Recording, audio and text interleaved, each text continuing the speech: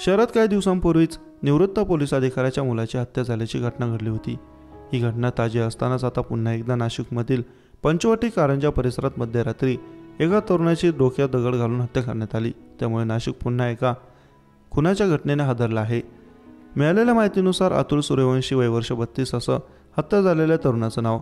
पूर्ववैमनस्यातून त्याचा खून झाल्याचा संशय व्यक्त करण्यात येतोय।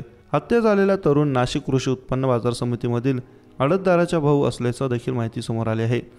अतुल हा मार्केट यार्डमध्ये हमालीचं काम करत होता। पंचवटी कारंजावरील नरोत्तम भवन समोरील मोकळ्या रस्त्यावर दोन युवकांनी दगडाने ठेचून मध्यरात्री ही हत्या केली। घटनेची माहिती मिळताच पंचवटी पोलिसांनी घटनास्थळी दाखल होत पंचनामा करून या प्रकरणी खुनाचा गुन्हा दाखल केला।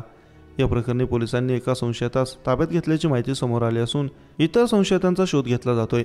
तर ऐन गणेश उत्सवाच्या काळातच खुनाची घटना घडल्याने शहरात एकच खळबळ उडाली आहे। पंचवटी पोलीस स्टेशनचे मधुकर कड यांच्या मार्गदर्शनाखाली हत्येचा तपास सुरू आहे।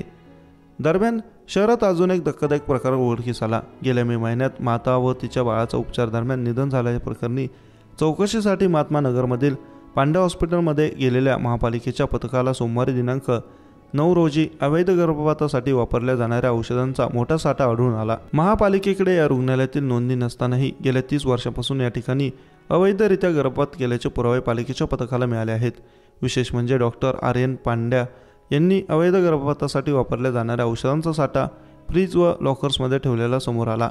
त्यामुळे महापालिका आणि पोलिसांनी या प्रकरणी पंचनामा सुरू केला असून रात्री उशिरापर्यंत संबंधित डॉक्टरांविरोधात गुन्हा दाखल करण्याचे काम सुरू आहे।